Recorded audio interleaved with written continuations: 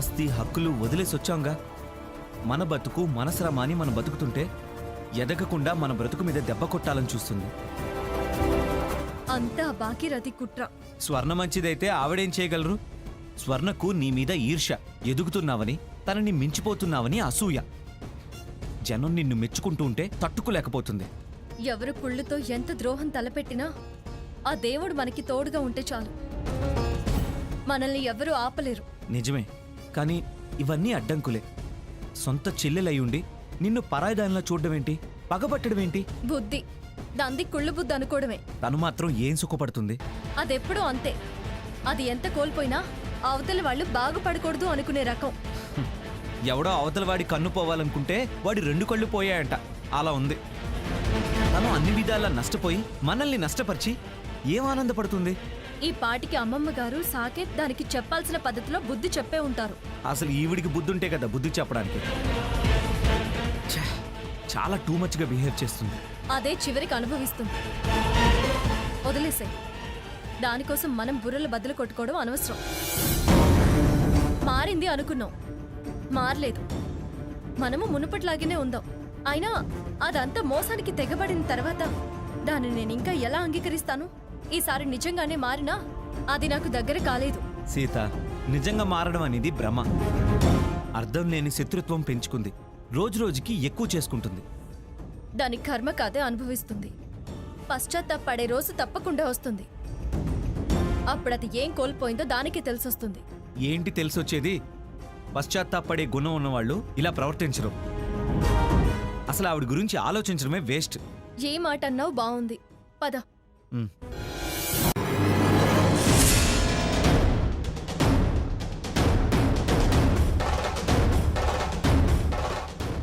ఇంకా వదిలితే ఇక్కడ కాదు, అక్కడ ఆ గేట్ అవతల ఉండేలా చేస్తుంది. ప్లాట్ఫామ్ మీద కూడా నీకు చోటు లేకుండా చేస్తాను. కాదని గడప దాటావో తలుపులు మూసుకుపోతాయి, సంబంధాలు తెగిపోతాయి. నువ్వు కోర్టు గుమ్మం ఎక్కటమే గాని తిరిగి ఇంటికి మాత్రం రాలేవు.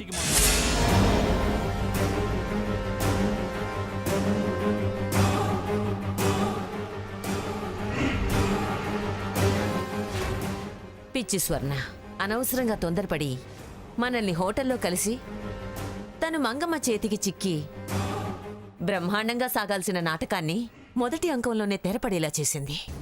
దాన్నలా లాక్కెళ్లారు. దాని పరిస్థితి ఎలా ఉందో ఏమో ఆంటీ. ఎలా ఉండడమేంటి? ఆ ముసల్ది, ఆ సాకేత్ దాన్ని ముక్కు కొలతలు పెడుతూ ఉంటారు. ఆ సాకేత్ అసలే తిక్క మనిషి. ఎప్పుడెలా ప్రవర్తిస్తాడో తెలీదు. నాకు ఆ మంగమ్మ కన్నా అతని గురించే భయంగా ఉంది. ఎన్ని హింసలు పెడుతున్నాడో దాన్ని. అంతేనంటారా ఆంటీ? అంతే. ఆంటీ అనేది కరెక్ట్. నాకు చాలా బాధగా ఉందంటీ. అసలు ఒకసారి ఫోన్ చేసి చూడండి, విషయం ఏమైనా తెలుస్తుందేమో. ఏ మెంటల్, ఆ నెంబర్ నుంచి ఫోన్ చేస్తే నీ పేరు కనపడి అది వాళ్ళ మధ్య ఉంటే మరో 2 తగిలిస్తారు. ల్యాండ్లైన్ ఇచ్చేయి.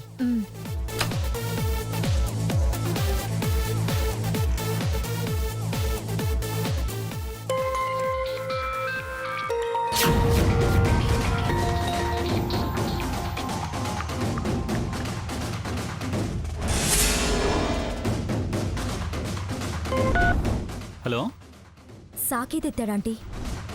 గొంతు మార్చి మాట్లాడు. హలో, స్వర్ణలత ఉందా అండి? ఉందండి. మీరెవరండి? నేను తన ఫ్రెండ్ని. ఒకసారి స్వర్ణకి ఫోన్ ఇస్తారా అండి? ఫోన్ ఇస్తే ఓదారుస్తారా? కన్నీళ్లు తుడిచి మళ్ళీ రా వెళదాం క్లబ్కి అని అంటారా? ఏంటండి మీరెలా మాట్లాడుతున్నారు? నోరు ముయ్యవే పెడతా మొహందానా. గొంతు మార్చినంత మాత్రాన నువ్వెవరో తెలుసుకోలేననుకున్నావా? చేసిన ఫ్రెండ్షిప్, నేర్పిన ఫ్యాషన్స్, తిరిగిన తిరుగుళ్ళు, వేసిన వెధ వేషాలు, ప్లాన్లు, పథకాలు, పళ్ళుడగొట్టుకోటాలు చాలు. మళ్ళీ స్వర్ణతో మాట్లాడాలని కానీ పిచ్చి పనులు చేయించాలని కానీ చూస్తే మీ గురించి స్టోరీలు రాయించి పబ్లిక్కి ఉచితంగా పంచుతాను. జాగ్రత్త. స్వర్ణలత కావాలట, స్వర్ణలత. ఈ నంబర్ కానీ నీ నంబర్ కానీ ఈ మొబైల్ స్క్రీన్ మీద కనిపించిందో నీకు ఫర్దర్గా లైఫ్లో నెక్స్ట్ సీన్ లేకుండా చేస్తా. Be careful.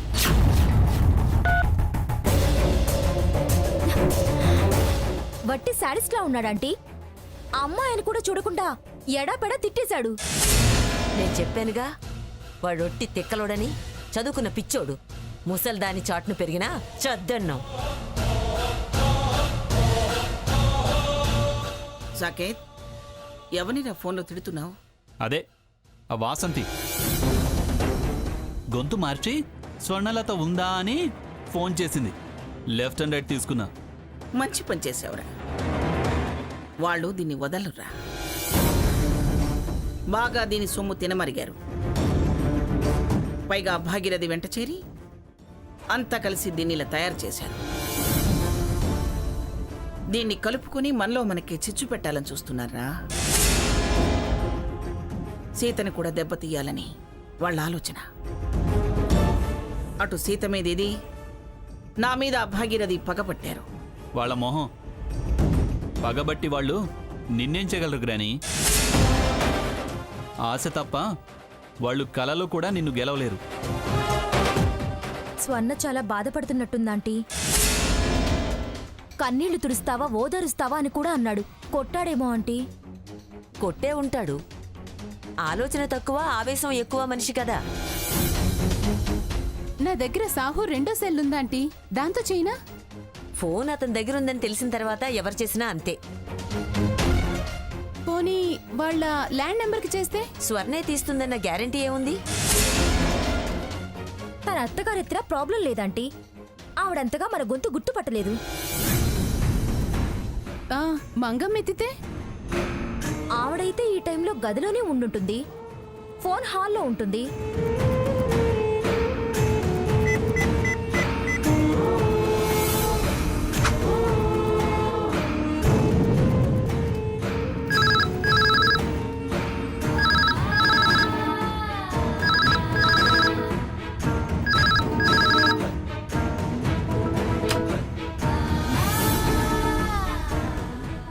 Hello, చచ్చం, Mangam attend చేసింది.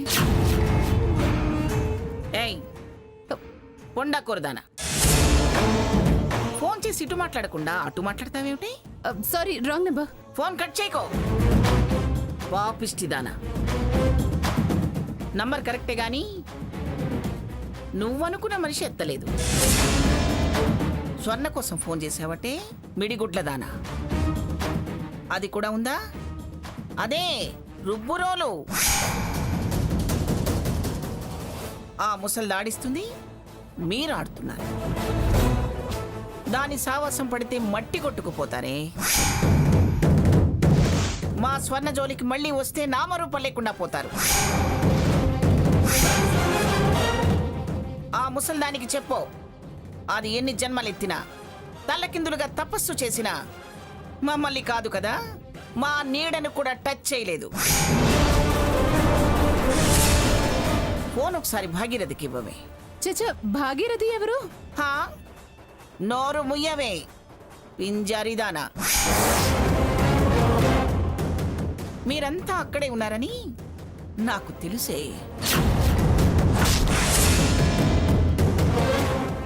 మీరు స్వర్ణ కోసం ఫోన్ చేస్తున్నారని కూడా తెలుసు.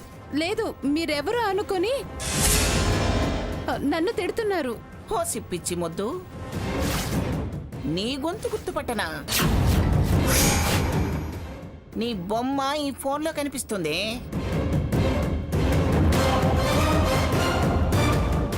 నువ్వు అరోరా, సరేనా? ఇవ్వవే, దానికి ఫోన్ ఇవ్వు. నో, నేను అరోరా ఏంటి? నా పేరు అరుణ. ఏయ్, ఇంత భయపడిపోయేవాళ్ళు మమ్మల్ని ఎలా ఎదిరించాలనుకుంటున్నారే? అయినా అది ఒంటికాయ సొంటి పిక్క. మొగుడు ముద్దులు లేని దానితో నీకేమిటే? వెళ్ళి నీ కాపురం నువ్వు చేసుకోపో, లేకపోతే రోడ్డును పడిపోతావు. పోవే. అయినా చెడిపోయే ఉన్నారులే, ఇంకా చెడిపోయేదే ఉంది. మీకెలాగూ కాపురాలు లేవు. నా మనవరాళ్ళ కాపురాలు లేకుండా చేయాలని చూస్తే మీకు చావు దగ్గరకు వచ్చినట్టే. ఆ భగీరథ్తో పాటే మిమ్మల్ని కూడా కట్టగట్టి కాటికి పంపిస్తాను. జాగ్రత్త.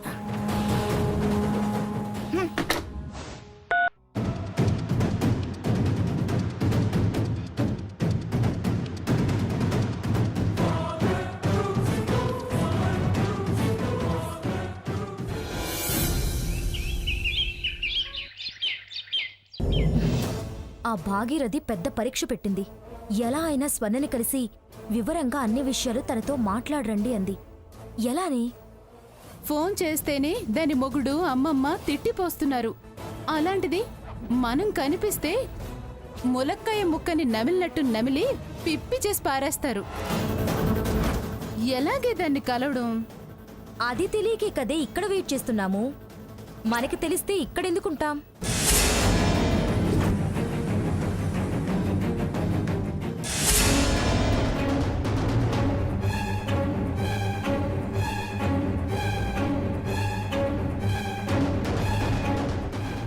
ఏంటి ఈరోజు ముస్లిం వాళ్ళదేమైనా పండగుందా? అవునే, షెడ్బాయి మెరాన్ అని రాత్రంతా జాగారం చేస్తారు. అలా చేసి తెలిసిన వాళ్ళకి స్వీట్స్ పంచుతారు. అలాగా? అయితే పద. ఎక్కడికి? చెప్తానుగా, పద.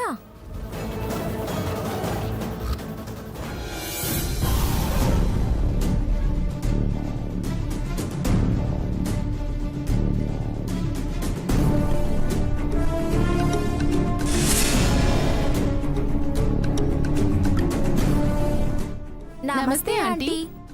మీది స్వర్ణ ఉంది. మీరెవరు? మీది స్వర్ణ మాకి ఫ్రెండ్. ఇంట్లో ఉన్నాయి. మాది ఈ దినం పండగ ఉన్నాయి. మాది ఫ్రెండ్ స్వర్ణకి ఈ స్వీట్ ఇచ్చెళ్దామని మాది రెండు వచ్చాయి. మిమ్మల్ని ఇంతకు ముందెప్పుడు చూడలేదే. మీరెప్పుడు ఇక్కడికి వచ్చినట్టుగా కూడా లేదు. మాది పాత ఫ్రెండ్షిప్. కలిసి చదువుకున్నాయి. కొత్తగా మళ్ళీ ఈ మధ్య కలుసుకున్నాయి. స్వర్ణది షాదీ అయ్యాక మాకి షాదీలు అయ్యాయి. మాది పండగ ఉందని సస్రాల్ ఇంటికి వచ్చాయి. అలాగా? తను ఆ గదిలో ఉంది, వెళ్ళండి. చలో ఫరీదా. ఆవు ఫాతిమా. ఎవరితో లక్ష్మి మాట్లాడుతున్నావు? స్వర్ణ ఫ్రెండ్స్ అండి అత్తయ్య. ఈ బుర్కా ఫ్రెండ్స్ ఎవరబ్బా? తనతో పాటు చదువుకున్న వాళ్ళంట అత్తయ్య. వాళ్లకు పెళ్లిళ్ళయ్యి అత్తగారింటికి వెళ్ళి ఇవాళ పండగ నచ్చారంట. కొంపదీసి మనల్ని గుర్తుపట్టలేదు కదా? ఆ డౌటే రాదే. అలాగా? స్వర్ణ, స్వర్ణ, నాది ఫాతిమాను. జర దర్వాజా ఖోలునా. ఫాతిమా లేదు, ఫరీదా లేదు. ఆ ఫరీదానే వచ్చాయి. తలుపు ఖోలో స్వర్ణ. ఇదేంటబ్బా? నాకు ఆ పేర్లతో ఫ్రెండ్స్ ఎవరు లేరు. నేను తలుపు తెరవను, వెళ్ళండి. ఒక్కసారి మాది మీరు చూస్తే నువ్వు గుర్తుపడతాయి. స్వర్ణ, స్వర్ణ, దర్వాజా కోలుడా. అదే అంటున్నానుగా. ఆ పేరున్న ఫ్రెండ్స్ లేరు అంటుంటే గుర్తుపడతావు అంటారు. అబ్బా వెళ్ళండి. అరే వచ్చి చూసి మాట్లాడు అంటే నైనై అంటావు. దర్వాజా కోలునా స్వర్ణ. అరే నాకు ముస్లిం ఫ్రెండ్సే లేరంటుంటే తలుపు తెరువు అని ప్రాణం తీస్తున్నారేంటి? స్వర్ణ, స్వర్ణ, స్వర్ణ.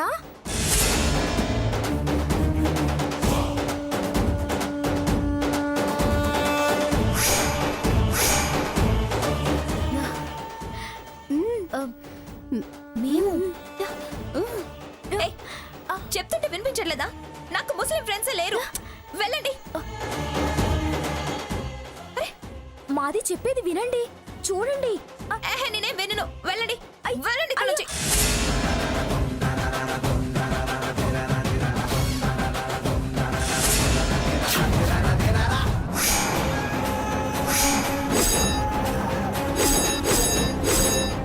లక్ష్మి ముస్లిం అమ్మాయిలు కాదే, అరోరా వాసంతిలు. చూడు. మీరా? అంతా నువ్వే చేసావు. అది చేయడం కాదే, నేను చేస్తాను మీ లగ్నం. ఏయ్ దొంగ మొక్కల్లారా, రండి రండిలాగా రండి. ఏమే ఏమిటి ముఖాలకి ముసుగులేసుకుని వచ్చారు?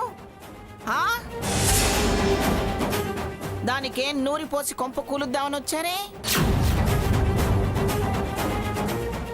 మీ దొంగ పనులకి వాళ్ళ సంప్రదాయాన్ని అడ్డం పెట్టుకుంటారా? ఈ విషయం మత పెద్దలకి చెప్తే ముసుగులు వేసుకోవడానికి తలకాయలు లేకుండా చేస్తారు.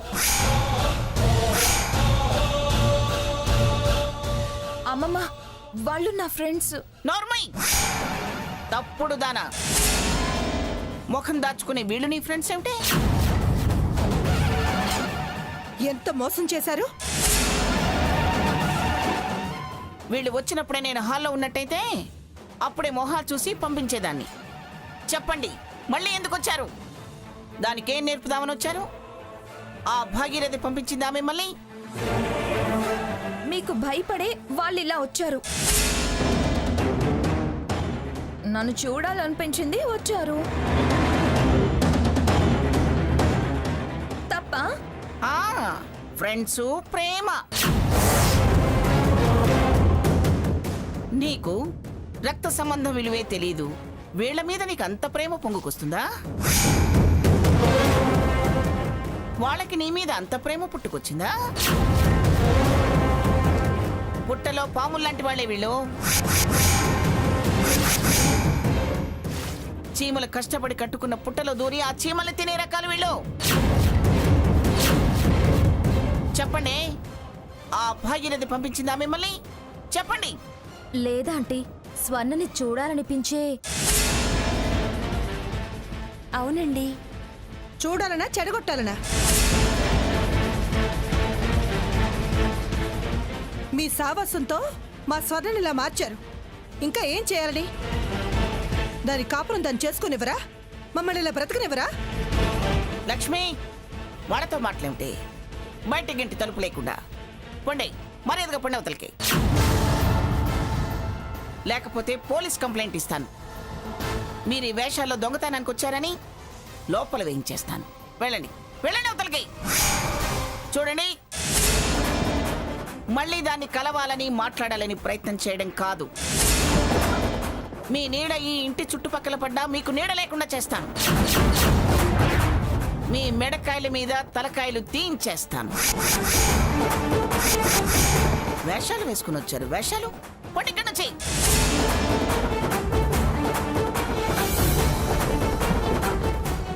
స్వర్ణ, వాళ్ళ సావాసం మానుకో. నీ సంసారం నువ్వు తిన్నగా చేసుకో, లేకపోతే ఎవరి కాపురాలు తిన్నగా ఉండవు. లక్ష్మి, ఈసారి ఎవరింట్లోకి వచ్చినా నన్ను పిలువు. నన్ను కలిసేదాకా వాడిని లోపలికి వెళ్ళనివద్దు. అలాగే అత్తయ్య.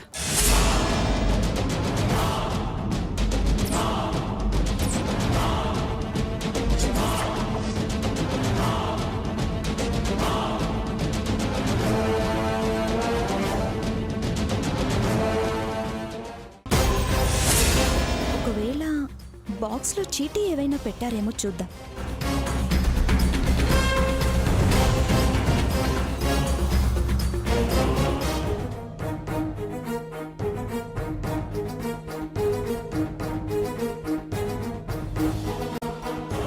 మంచి ప్లాన్ వేసి స్వర్ణని కలుద్దామని వెళ్ళావాంటీ.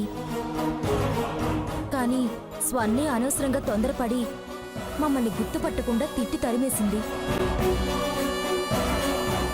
మా ముసుగులు తొలగి మేము ఆ మంగమ్మ కంటపడ్డాం. అది కాస్త నిదానంగా ఉంటే ఫ్యూచర్ ప్లాన్ ఏంటో చక్కగా అడిగి తెలుసుకొని మీరు చెప్పిన ప్రకారం నడుచుకోమని సలహా ఇచ్చొచ్చేవాళ్ళం. దాని కోపమే దానికి నష్టం తెచ్చిపెట్టింది.